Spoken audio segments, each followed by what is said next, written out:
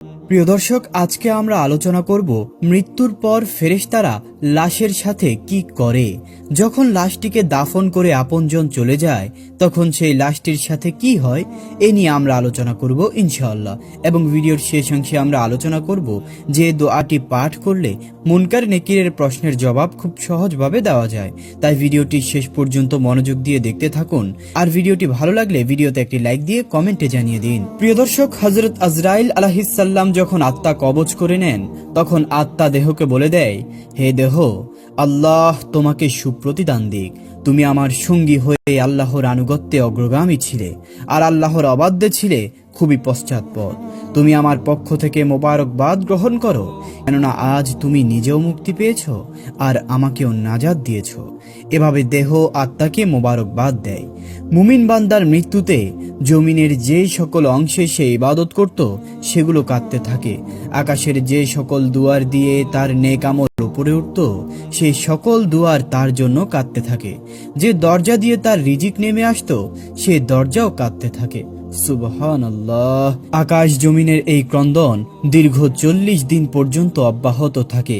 মালাকুল মাউত যখন তার আত্মা কবজ করে নেন তখন তার দেহের হেফাজতের জন্য সেখানে 500 ফেরেশতা দাঁড়িয়ে থাকে। যদি কেউ তার লাশের পাশ ফেরাতে চায় তখন ফেরেশতারাও এই কাজে মানুষকে সহযোগিতা করে। এমনকি কাফন পরিধান ও সুগন্ধি মাখানোর কাজেও ফেরেশতারা অংশ নেয়। লাশের সম্মানার্থে ফেরেশতারা দুটি সারি করে ঘর থেকে কবর পর্যন্ত দাঁড়িয়ে যায়। জানাজা যখন অতিক্রম করে তখন তারা অভ্যর্থনা জানায়, তার জন্য ক্ষমার প্রার্থনা করে। মুমিনের মর্যাদার এই অবস্থা দেখে ইবলিস এত জোরে চিৎকার করে ওঠে যে তার দেহের হাড়ের কোনো গ্রন্থির বন্ধন এই সময় শোকে পরিতাপে ছিঁড়ে যায়। সে আক্ষেপের সাথে তার সঙ্গীদেরকে বলতে থাকে, তোমাদের সর্বনাশ হোক, এ বান্দা তোমাদের ফাঁদ থেকে কিভাবে ফসকে গেল? সঙ্গীরা বলে, এ নিষ্পাপ ছিল, তাই আমাদের ফাঁদে আটকায়নি। মালাকুল মউত যখন তার আত্মাকে নিয়ে আকাশে আরোহণ করে তখন হযরত জিবরাইল আলাইহিস সালাম 70,000 ফেরেশতা নিয়ে তাকে অভ্যর্থনা জানায়। আর সকল ফেরেশতারা তখন আল্লাহ তাআলার সন্তুষ্টির সুসংবাদ জানাতে থাকে। মালাকুল মউত যখন আত্মাটিকে নিয়ে আরশের নিকট পৌঁছে যান তখন সে আল্লাহ তাআলার সামনে সিজদায় পতিত হয়ে যায়। আর সে সময় আল্লাহ তাআলা ইরশাদ করেন, হে মালাইকাল মাউত, তুমি আমার বান্দাকে নিয়ে যাও, জান্নাতের বাগানে রেখে আসো। অতঃপর তাকে কবরে রাখার পর নামাজ তার ডান দিকে এবং রোজা তার বাম দিকে এসে দাঁড়ায়। প্রিয় দর্শক, আমরা আজ নামাজ এবং রোজা ছেড়ে দিয়েছি। নামাজ রোজার গুরুত্ব আজ আমরা বুঝি না, অথচ এই নামাজ এবং রোজা কবরে আপনার ডান এবং বাম পাশে এসে দাঁড়াবে আপনাকে সকল প্রকার মুসিবত থেকে প্রটেক্ট করার জন্য। আল্লাহর জিকির ও কোরআন তেলাওয়াত এসে দাঁড়িয়ে যায় তার শিয়রের দিকে, পায়ের দিকে দাঁড়িয়ে যায় জামাতের সাথে নামাজ পড়ার জন্য মসজিদে গমন। আর তার ধৈর্য কবরের এক কোনায় অবস্থান নেয়। এই সময় আল্লাহ তাআলা কবরের আযাবের একটি অংশ প্রেরণ করেন। আযাবটি এসে কবরের ডান দিক থেকে প্রবেশ করতে চায়, কিন্তু নামাজ তাকে বাধা দিয়ে বলে, আযাব তুমি পিছিয়ে যাও। খোদার কসম, এই বান্দাটি সারা জীবন কষ্টে ছিল, কবরে আসার পর তার কিছুটা আরাম মিলেছে। রাসূলুল্লাহ সাল্লাল্লাহু আলাইহি ওয়াসাল্লাম ফরমান, আযাব তখন ডান দিক থেকে সরে গিয়ে বাম দিকে যায়, তখন বাম দিক থেকেও রোজা নামাজের মতো আযাবকে জবাব দিয়ে প্রতিহত করে। আযাব এবার মাথার দিক থেকে আসতে চেষ্টা করলেও একই রকম জবাব আসে। মোট কথা, আযাব যেদিক থেকেই আসতে চায় সেদিক থেকেই তার জন্য প্রতিবন্ধকতা সৃষ্টি হয়। অবশেষে আযাব যখন দেখে আল্লাহর এই নেক বান্দার আমল সব দিক থেকেই তার জন্য প্রতিরক্ষার দেওয়াল সৃষ্টি করে রেখেছে তখন সে ফিরে যায়। আর সে সময় সবর উঠে নেক আমল সমূহকে বলতে থাকে, এই আযাবের প্রতিরক্ষায় আমি এজন্যই আসিনি যে মূলত তোমাদের শক্তির পরিমাণ দেখাই আমার উদ্দেশ্য ছিল। তোমরা যদি তাকে প্রতিহত করতে ব্যর্থ হতে তাহলে আমি অবশ্যই এসে এই বান্দাকে আযাব থেকে রক্ষা করতাম। তোমরাই যখন যথেষ্ট হয়ে দাঁড়ালে তাই আমি সবরই করলাম। এজন্য অতিরিক্ত সঞ্চয় হয়ে রয়ে গেলাম। পুলসিরাত আর মিজানে আমি তার কাজে আসবো ইনশাআল্লাহ। এরপর ওই বান্দার নিকট এমন দুজন ফেরেশতা আসে যাদের চোখ নীল বর্ণের, আওয়াজ ভয়ঙ্কর, গরুর শিঙের ন্যায় দাঁত এবং তাদের শ্বাসের সাথে নাসারন্ধ দিয়ে অগ্নিশিখা বের হয়। ফেরেশতাদ্বয়ের উভয়েরই কাঁধের মধ্যবর্তী স্থান খুবই প্রশস্ত। তারা মুমিন বান্দা ছাড়া আর কারো উপর দয়া করতে জানে না। এই দুইজন ফেরেশতাকেই মুনকার নাকির বলা হয়। ওদের হাতে একটি হাতুড়ি থাকে, এটি এতই ভারী যে সকল মানব দানব মিলে একত্রিত হলেও তা উত্তোলন করতে সক্ষম হবে না। এই দুজন ফেরেশতা কবরে প্রবেশ করে লাশকে বলে ওঠে, বসো। লাশ তৎক্ষণাৎ উঠে বসে যায় এবং কাফনের কাপড় খুলে পড়ে যায়। ফেরেশতারা তখন জিজ্ঞাসা করে, তোমার প্রভুকে, তোমার ধর্ম কি, তোমার নবীকে? জবাবে সে বলে, আমার রব হলেন আল্লাহ সুবহানাহু ওয়া তাআলা, যার কোনো অংশীদার নেই। আমি জীবনে আমার প্রভুর সাথে কোনো অংশীদার করিনি। আমার ধর্ম ইসলাম, আর ইসলাম মানে হচ্ছে আত্মসমর্পণ। আমি আমার প্রভুর নিকট আত্মসমর্পণ করেছি। আর আমার নবীর নাম হযরত মুহাম্মদ সাল্লাল্লাহু আলাইহি ওয়াসাল্লাম, যিনি হলেন আমার নবী। তারপর আর কোনো নবীর আগমন হবে না এবং হয়নি। আমি সারাটা জীবন আমার নবীর অনুসরণ করেছি। ফেরেশতারা জবাব শুনে বললেন, তুমি সত্য বলেছ। অতঃপর কবরকে চারদিক থেকে প্রশস্ত করে বলেন, তুমি উপরের দিকে একটু তাকিয়ে দেখো। সে উপরের দিকে তাকায়, তখন আকাশের শেষ সীমানা পর্যন্ত তার চোখের সামনে ভেসে ওঠে। ফেরেশতারা বলে, হে আল্লাহর বন্ধু, এটা তোমার অবস্থানের ঠিকানা। আল্লাহর আনুগত্যের বিনিময়ে তুমি এটা পেয়েছ।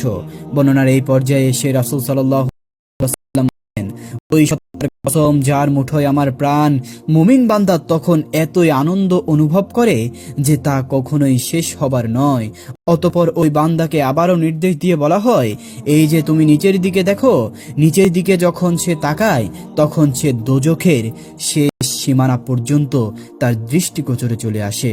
ফেরেশতারা তখন বলে, হে আল্লাহর প্রিয় পাত্র, এই ভয়ানক নরক থেকে তুমি নাজাত পেয়েছো। রাসূল সাল্লাল্লাহু আলাইহি ওয়াসাল্লাম ইরশাদ করেন, ওই বান্দার এই সময় এমন পুলকানুভূতি অর্জিত হয় যা কখনো সমাপ্ত হবার নয়। অতঃপর স্বর্গের ৭৭টি দরজা তার জন্য উন্মুক্ত করে দেওয়া হয়। এসব দুয়ার দিয়ে জান্নাতের সৌরভ এবং সুশীতল সমীকরণ তার কবরে পৌঁছতে থাকে এবং ততদিন পর্যন্ত থাকবে যতদিন সে কবরে থাকবে। রাসূল সাল্লাল্লাহু আলাইহি ওয়াসাল্লাম আলোচনার ধারাবাহিকতা অব্যাহত রেখে বলেন, এরপর আল্লাহ তাআলা মালাকুল মাউতকে নির্দেশ দিয়ে বলেন, তুমি আমার দুশমনের নিকট যাও এবং তাকে আমার কাছে নিয়ে এসো। আমি প্রাচুর্যের সাথে তাকে রুজি দিয়েছি, সীমাহীন নিয়ামতের বাড়িপাত করেছি তার উপর, কিন্তু সে আমার সাথে শুধুমাত্র অবাধ্যতাই করেছে। এবার এই দুশমনকে আমার নিকট হাজির করো। মালাইকাল মাউত আল্লাহর নির্দেশ পেয়ে এমন এক কদাকার বেশে ওই বান্দার নিকট আগমন করে যে কেউ কোনোদিন এমন আকৃতি কখনোই দেখেনি। তার 12টি চোখ থাকে, তার কাছে এমন একটি লৌহ শালাকা থাকে যা শাখা ও কাঁটা বিশিষ্ট। মালাকুল মাউতের সাথে আরো 500 ফেরেশতা থাকে। এদের প্রত্যেকের হাতেই জাহান্নাম থেকে নিয়ে আসা আগুনের চাবুক। মালাকুল মাউত অবাধ্য বান্দাকে চাবুক দিয়ে এমন ভাবে আঘাত করতে থাকে যে প্রতিটি কাঁটা তার সারা দেহে তন্ত্রের মূলে বিদ্ধ হয়ে যায়। অতঃপর সেটি পাকিয়ে টেনে বের করে এবং তার পায়ের নখের তলদেশ থেকে পর্যন্ত আত্মাকে বের করে নিয়ে আসে। এরপর সেই লৌহ শালাকাটি তার উভয় পায়ের গোড়ালিতে ঢুকিয়ে দেওয়া হয়। তখন আল্লাহর এই দুশমনের এতই কষ্ট হয় যে বেদনায় সে কাতরাতে থাকে।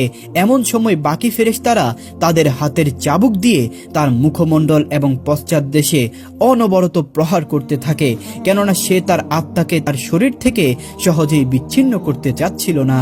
এই সময় তার আত্মাকে টেনে হিচড়ে সারা দেহ থেকে গোড়ালিতে নিয়ে আসা হয়। শাস্তির এই পর্যায়ে শালাকাটি তার হাঁটুতে ফোটানো হয়। তখন বেদনায় সে ছটফট করতে থাকে। এমন সময় ফেরেশতারা আবার আগুনের চাবুক দিয়ে তার মুখ ও নিতম্বে মারতে শুরু করে।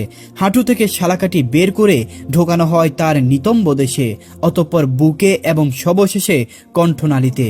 অতঃপর পূর্বের মতোই সেটিকে টেনে হিচড়ে বের করা হয়। এরপর ফেরেশতারা জাহান্নাম থেকে সংগ্রহ করা আঙ্গার তার থুতনির নিচে বিছিয়ে দিয়ে বলে, হে অপবিত্র আত্মা, তুমি বেরিয়ে আসো। তুমি থাকবে প্রখর বাষ্পে, উত্তপ্ত পানিতে এবং ধূম্রকুঞ্জের ছায়ায়, যা শীতল নয় এবং আরামদায়কও নয়। সূরা ওয়াকিয়া আয়াত নম্বর 42 থেকে 44। প্রিয় দর্শক, এই অন্ধকার কবরে আমাদেরকে সাহায্য করার মতো আমাদের নেক আমল ব্যতীত আর কিছুই নেই। আসুন এই পর্যায়ে আমরা জেনে নিব কবরে মুনকার নাকিরের সওয়াল জবাবের সাহায্য পাওয়ার উপায়। আমরা একটি দোয়া শিখে নিব। দোয়াটি হচ্ছে, লা ইলাহা ইল্লাহুল মালিক যালিকুল হাক্কুল মুবিন। যে ব্যক্তি প্রতিদিন এই দোয়াটি পাঠ করবে তার জন্য আল্লাহ তাআলার পক্ষ থেকে অনেক রহমত বর্ষিত হবে। তবে এই দোয়াটি একটি বিশেষ উপায়ে পাঠ করতে হবে। এই দোয়াটি পাঠ করলে 3টি সুবিধা পাওয়া যায়।